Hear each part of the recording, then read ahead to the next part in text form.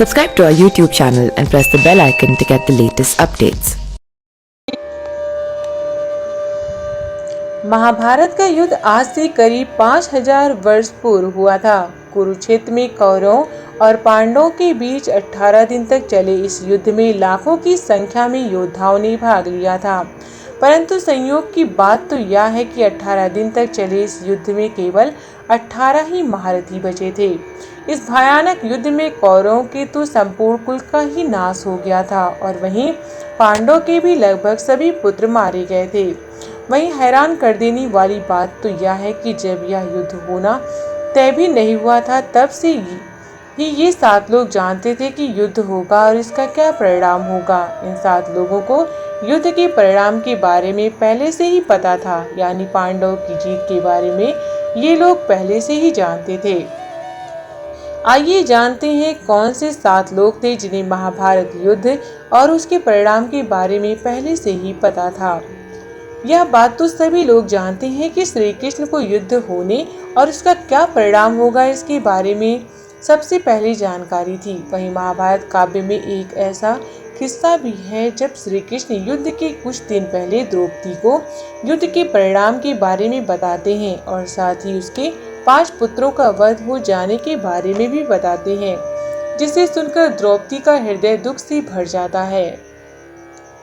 ऐसी मान्यता है कि भीष्म पितामह को दिव्य दृष्टि प्राप्त थी और वह भी जानते थे कि युद्ध तय है और इसका परिणाम क्या होगा, परंतु उन्हें दुख इस बात का था कि उन्हें कौरवों की ओर से युद्ध लड़ना पड़ा, क्योंकि वे राज सिंहासन और हस्तिनापुर से बंधे थे और उस समय हस्तिनापुर पर कौरवों का शासन था, जिस कारण वह न चाहते हुए भी कौरवों के साथ और पांडवों के विरुद्ध थे।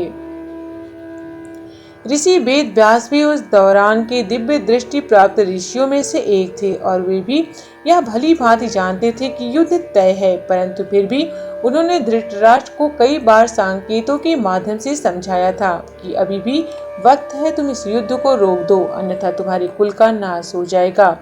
परंतु धृतराष्ट्र वेद व्यास जी की इस बात को समझ नहीं पाए, जिसका नतीजा युद्ध और युद्ध में उनके कुल का नाश हुआ।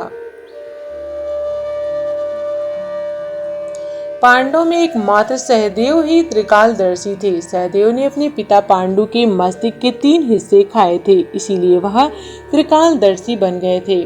सहदेव भविष्य में होने वाली हर घटना को पहले ही जान लेते थे। वह जानते थे कि महाभारत का युद्ध होने वाला है और कौन किसकी मृत्यु का कारण बनेगा तथा अंत में किसकी विजय होगी। लेकिन भगवान श्री कृष्ण ने उन्हें श्राप दिया था कि अगर वह इस युद्ध के बारे में लोगों को बताएंगे तो उनकी मृत्यु हो जाएगी।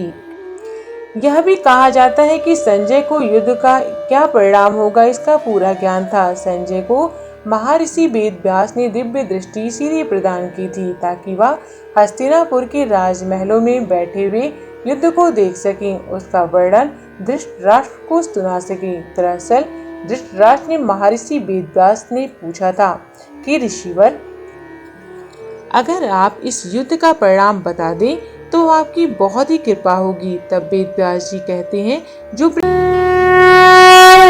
Subscribe to our YouTube channel and press the bell icon to get the latest updates.